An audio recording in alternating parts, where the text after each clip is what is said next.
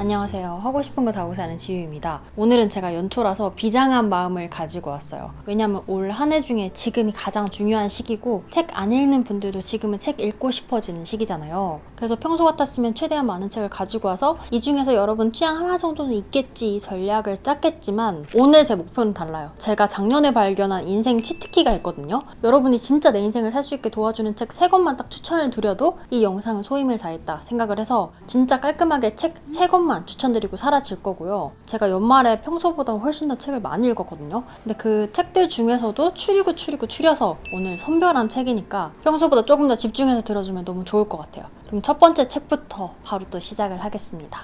제가 인생 치트키를 발견했다고 했잖아요. 그게 바로 이 책, 탁월한 사유의 시선이라는 책입니다. 제가 올해 계획 짜는 영상이 최근에 제가 올린 영상 중에 조회수 1위, 좋아요 1위, 시청 지속시간 1위를 했거든요. 근데 그 영상이 반응이 왜 좋았을까 생각을 해보면 제가 인생 방향성을 계속 못 잡고 헤매다가 이제서야 찾았고 그 과정을 다 공유를 드려서 그 부분에서 많이 공감을 했다고 생각을 했거든요. 근데 그렇게까지 사고를 할 수 있게 제 머리를 틔운 책이고요. 한 분야에서 성과를 낸 분들 찾아다니면서 얻은 인사이트들, 근데 그때는 잘 이해되지 않았던 그게 무슨 뜻이었는지 완벽하게 체득할 수 있게 도와준 책이에요. 그래서 그게 뭔데? 어떻게 한 건데? 물으신다면 전 이 책의 제목, 탁월한 사유의 시선, 이걸 체득하는 순간 이제부터 내가 보는 세상은 이전의 세상이 아니다.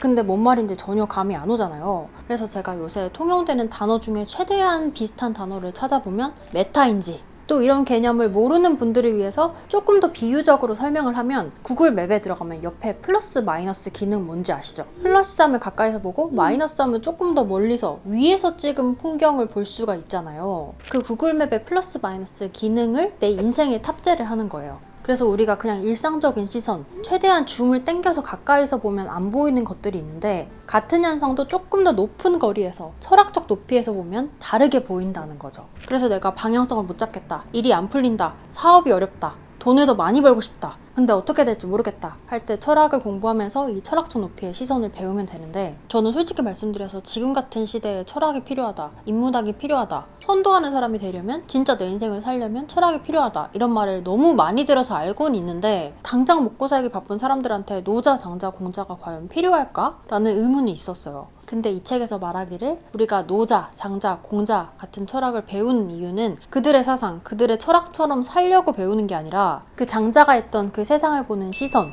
그 생각의 흐름을 내가 튜토리얼 느낌으로 한번 쫙 봤다가 아, 철학자들은 이렇게 세상을 보는구나 체득을 한 다음에 그 사람이 보는 방식으로 내가 세상을 보기 위해서라는 거죠. 근데 그 시선으로 볼 수 있어야지 남들이 좋다는 거 따라가는 게 아니라 진짜 내 인생을 살 수 있고 내가 몸담고 있는 분야에서 선도할 수 있는 힘이 생긴다고 해요. 제가 오늘은 이 추상적인 개념을 무조건 전달을 하고 싶어서 좀 더 구체적인 예시를, 여기 있는 예시를 한번 들고 오면 처음에 이 교수님이 미술관이나 박물관을 안 갔대요. 왜냐면 박물관이나 미술관에서 제시하는 시선의 높이랑 자기 시선의 높이가 달라서 그냥 가도 빗살무늬 톡이다, 이거 작품 색 예쁘다, 와 옛날 사람들은 이런 것도 만들었구나, 요 정도에서 그쳤었대요. 근데 그 철학적 시선을 가진 사람들은 그 유물 하나하나를 보는 게 아니라 그래서 빗살무늬 토기가 이 시대에 왜 나왔을까? 사람들은 왜 이렇게 움직였을까? 그 움직임의 패턴을 읽는데요. 그래서 그 책을 읽다가 나 무슨 말인지 대충 알겠는데 그럼 이 시선으로 한번 내 일을 한번 봐볼까? 하고 봤는데 와 진짜 다르게 보이는 거예요. 진짜로. 제가 그전까지는 낮은 시선에서 봤었어요. 그 구글맵으로 치면 최대한 줌 땡겨서 가까이서. 그러니까 뭐가 보였냐면 조회수가 보이고 뜨는 주제가 보이고 썸네일이 빨간색, 비포, 애프터, 그리고 요새는 모든 콘텐츠가 쇼츠래, 이런 것들이 보였거든요. 근데 이 책에 나온 대로 줌을 풀어서 멀리서 높은 높이의 시선에서 보려고 노력을 하니까 뭐가 보였냐면 사람들은 왜 롱폼보다 숏폼을 보게 되는 걸까? 요새 저게 유행이네? 저 트렌드는 사람들의 어떤 욕구를 자극해서 생겼을까? 이 사람들의 움직임이 보이는 거예요. 그 다음은 어떻게 하면 돼요? 그 사람들의 패턴만 읽고 나한테 적용만 시키면 돼요. 또 이 높이에서 보게 되면 뭘 얻을 수 있냐면 사람들이 그토록 가지고 싶어하는 안목, 소비관, 주관, 취향 이런 것도 생기는데 단순히 요새 이런 거 유행한다 해서 겉모습만 따라한 거 아니면 이런 기능이 필요하다 해서 기능만 추가한 거 이런 물품들을 볼 때랑 이게 진짜 세상에 필요할 것 같아서 내 철학을 가지고 내 고민을 가지고 나온 물건이랑 그냥 상세 페이지랑 브랜드 소개만 봐도 다르거든요. 이 시선의 높이를 바꾸니까 그 한 끗 차이를 알아보는 안목도 생기고 쓰는 물건도 달라지고 당연히 내 삶의 질도 올라가고 그리고 제가 유레카를 외쳤던 게 제가 2년 전 영상에서 나는 이미 목표를 이뤄서 그 다음 뭘 해야 될지 모르겠다 라고 여기저기 이제 물으러 다녔을 때 그 이미 성공한 분들이 사회공헌을 계속 말씀을 하셨거든요. 근데 그때는 제가 정말 가까이서 낮은 높이의 시선에서 보고 있는 상태라서 뭔 말인지 하나도 못 알아듣겠는 거예요. 뭐 나보고 지금 사회봉사를 하라는 건가? 그게 전혀 와닿지 않았어요. 그래서 그 2년 전 영상 보시면 뭔지 모르겠지만 일단 하라고 하니까 일단 적어볼게요 하고 계획에 그렇게 적었어요. 근데 저는 아직 개인의 성취 단위에서 머무르는 것 같아서 요 개념이 조금 어렵긴 한데 근데 그게 왜 그러냐면 그분들이 보는 세상이랑 내가 보는 세상이랑 이 높이가 다르니까 아무리 좋은 조언을 줘도 내가 소화를 못하는 거예요. 그래서 생각이 계속 고여있었는데 이제는 저 무슨 뜻인지 알 것 같아요. 그걸 개인 단위에서 줌을 당겨서 이렇게 보지 말고 조금 더 높은 위치 그 철학적 시선에서 바라보면 사람들의 동선이 보이고 사회가 어떻게 돌아가는지 보이고 내가 어디에 있는지 보이고 그러면 내가 뭘 해야 되는지도 보인다. 이 말이었어요. 근데 제가 이거를 진짜 진심으로 우러나게 느끼게 되니까 오마이갓 나 진짜 조금 올라온 건가? 성장을 한 건가? 이런 걸 느끼게 됐거든요. 그래서 제가 지속해서 말씀을 드리는 게 그냥 자기 마음대로 살아도 되는데 표류하지 않기 위해서는 자기만의 방향성이 필요하다. 그래서 그 방향성, 핸들만 제대로 쥐고 있으면 어디로 가도 상관이 없다. 근데 그 방향성을 스스로 설정할 수 있게 하는 게 철학. 철학을 공부해야 이 시선을 배울 수 있다. 정말 축약하고 제가 쉽게 말하려고 노력을 했는데 자세한 내용은 이 책에 있습니다. 그리고 제가 미리 말씀드리자면 제가 이것도 접어왔어요. 86페이지까지 재미없습니다. 우리가 넷플릭스를 보더라도 뭐 1위화는 참고 봐야 된다, 의리로 봐야 된다 이런 말 하잖아요. 이 책도 이 앞부분이 좀 진입장벽이 높은 것 같아요. 저도 읽으면서 몇 번 덮었는데 이것만 조금 극복을 하면 87페이지부터는 새로운 눈이 뜨이는 걸 경험할 수 있을 거고 제가 추천하면서 살짝 걱정되는 부분은 이게 완전 무결한 책은 아닌 게 그 선진국, 후진국 개념을 너무 이분법적으로 나눈다거나 아니면 이 개념을 설명하기 위해서 그 수준의 높고 낮음을 조금 과하게 설명한 점이 있긴 해요. 그래서 그러면 인지를 하고 일 때 여기서 말하는 핵심 개념은 진짜 인생을 살아가는데 치트키가 될 거다. 그러면 바로 두 번째로 넘어가겠습니다. 두 번째 책은 좋은 기분이라는 책이에요. 정말 자기 철학을 가진 사람이 자기의 일을 하게 되면 어떻게 될까의 좋은 예 같이 연계해서 꼭 읽어보면 좋은 책이에요. 근데 이게 2024년 1월 1일에 나온 책이거든요. 완전 신상. 지금 뜨거워서 잡지를 못하겠네. 근데 이게 나온 지 일주일도 안 된 책인데 제가 이걸 구매한 이유가 이게 나오기 전부터 여기저기서 입소문이 진짜 많았어요. 특히 제가 안목 있다고 인정하는 분들, 이쪽은 브랜딩 전문가, 저쪽은 뭐 회사 대표 이렇게 아예 접점이 없는데 여기서 다 추천을 하니까 너무 궁금한 거예요. 도대체 무슨 내용일까? 그래서 나오자마자 바로 구매해서 읽어봤는데 이걸 뭐라고 해야 될까? 이게 브랜딩 서적일까? 에세이일까?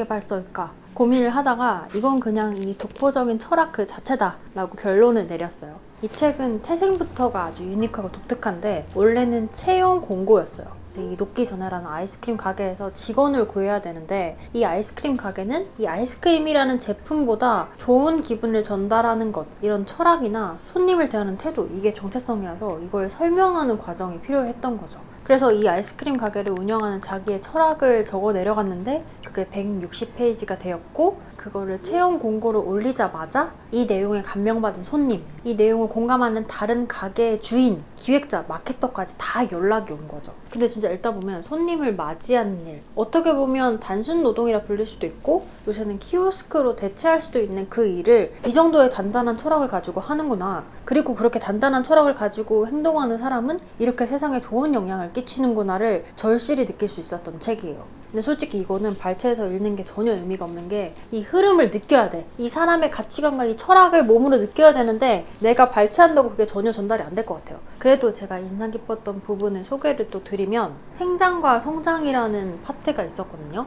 여기서 성장을 동물이 자라나는 방식 그리고 생장을 식물이 자라는 방식으로 정의를 하는데, 동물의 성장은 아기부터 성체가 될 때까지 빠르게 자라고 그 형태를 오랫동안 유지하는데, 멈춘 이후부터는 노쇠의 길을 걷는다. 그에 비해 식물의 생장은, 특히 나무는 인간의 눈으로 보기 힘들 정도로 느리게 자라지만 느릿느릿 땅에 뿌리를 박고 조심스럽게 자기의 영역을 넓혀간다. 인간의 시선으로 보면 거의 움직이지 않는 것처럼 보이지만 단단한 중심이 잡혀있다. 근데 현대 사람들은 맹목적인 성장을 최우선 가치로 둔다.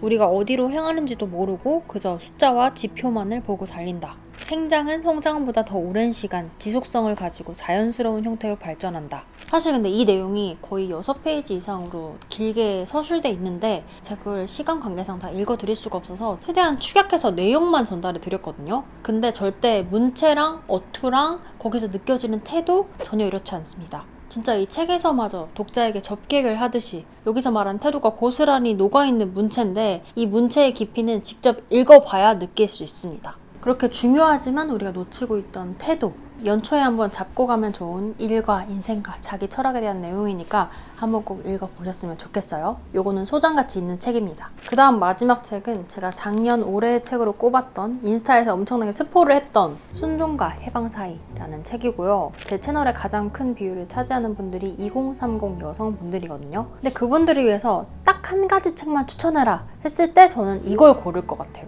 어쨌든 우리가 비슷한 생애 주기를 살아가고 있고 비슷한 환경에서 계속 교육받고 생활하고 있잖아요. 그래서 거기서 하게 되는 고민들이 닮아 있는데, 그렇게 우리가 살면서 만날 수 있는 고민에 대한 성찰이 담겨져 있는 책이에요. 근데 이분도 자기 소개에도 나와 있는데, 착한 아이이자 모범생으로 살다가 24세 교사, 29에 결혼, 30에 출산, 세상이 정한 표준에서 단 한 번도 벗어난 적이 없는 무색무취의 보통 여자로 살았다. 표준에서 단 한 번도 벗어난 적이 없던 삶을 살던 주인공이 인생의 꼭지점을 찍으면서 드는 생각들을 엄마한테 편지를 쓰는 형식으로 시작을 해요. 그래서 제 영상 중에 뭔가 결정을 할 때 그 사고 흐름이 보이는 영상 이런 거 좋아해 주시잖아요. 이분도 어떤 문제에 대해서 심도 있게 고민을 하고 그때 읽었던 책들, 그때 스스로한테 던졌던 질문까지 다 담겨 있어서 인생 책을 찾고 싶은 분들, 아니면 나를 찾기 위한 질문이 필요한 분들한테도 권하고 싶은 책이에요. 저는 사실 순종하는 쪽보다 해방하면서 살아온 사람이기 때문에 나랑 이렇게 성향이 아예 다른 사람이 자아를 찾는 과정이 나한테 도움이 될까라는 생각을 조금 했었거든요.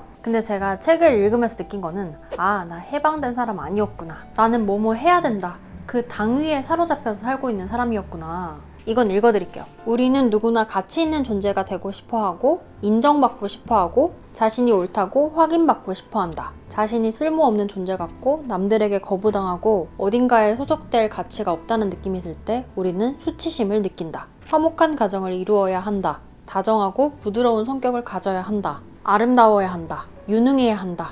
그중 특별히 자신이 취약하다고 느끼는 부분이 있을 것이고 그것이 드러나는 순간 수치심을 느낀다고 했어. 아무도 수치심을 드러내지 않기 때문에 나만 잘못되어 가고 있다는 생각을 갖고 불안에 떨며 산다고 했지. 근데 제가 최근 들어서 느낀 감정이 바로 이거였거든요. 나는 자기 관리를 완벽하게 잘 해야 된다. 인격적으로 성숙한 사람이어야 한다. 감각 있어야 된다. 이런 뭐뭐 해야 한다는 당위가 저를 진짜 불안하게 만들었거든요. 왜냐면 나는 그런 사람이 아닌데 그게 드러나면 수치심이 드니까. 근데 이 책에서 편안히 취약해질수록 불안은 줄어든다 이렇게 말을 하더라고요. 그리고 수치심을 극복하기 위해 손을 내밀어 연대하라 라고 말이 돼 있어서 저 그냥 그 자기관리 영상에서 저는 떡볶이를 먹습니다. 저는 운동을 제대로 하지 않지만 할 겁니다. 그냥 내 부족한 부분을 인정을 했거든요. 그냥 완벽해야 된다라는 강박에 사로잡혀 있었는데 그냥 그런 저의 취약점을 스스로 드러내니까 오히려 편해지고 그 부분에서 또 공감을 얻어서 좋아해 주시기도 하더라고요. 마지막으로 이 책의 내용을 한마디로 요약을 하자면 이 구절일 것 같다 라는 구절을 한번 말씀드리면, 단정한 반복 속에서는 결코 맞이할 수 없는 울퉁불퉁한 확장. 단정하게 살 때는 몰랐던 변화들에 대해서 설명하면서 나온 구절인데요. 내 루틴에서 확장이라고 하면 엄청 크게 생각할 수가 있는데 이 작가가 이 책에서 한 최초의 확장은 내가 평소에 한 번도 먹어보지 않은 아이스크림을 먹는 것. 정말 사소한 다름으로 일상을 바꿔 나가더라고요. 그래서 내가 살아온 인생에서 조금씩 변주를 주는 것, 그러면서 내 세계를 확장해 나가고 싶은 분들한테 추천하는 책이고, 여기서 말하는 울퉁불퉁한 확장이랑 거의 맞닿아 있는 글이 여기서도 있는데, 삶의 불균형을 과감히 맞이해라 이 내용이 있거든요. 그래서 제가 이 세 권의 책을 가지고 오늘 여러분께 제안드리고 싶은 거는 내가 맨날 하는 그 생각의 흐름, 거기서 깨어나서 자기만의 철학을 가지고 생장하는 한 해가 되었으면 좋겠다. 이걸 말하고 싶었어요. 그래서 제가 진짜 많은 다른 후보군들을 제치고 이렇게 세 권을 추천드렸으니까 올해는 한번 꼭 읽어보셨으면 좋겠고, 저는 그럼 또 다음 영상에서 찾아뵙도록 하겠습니다. 여러분 안녕.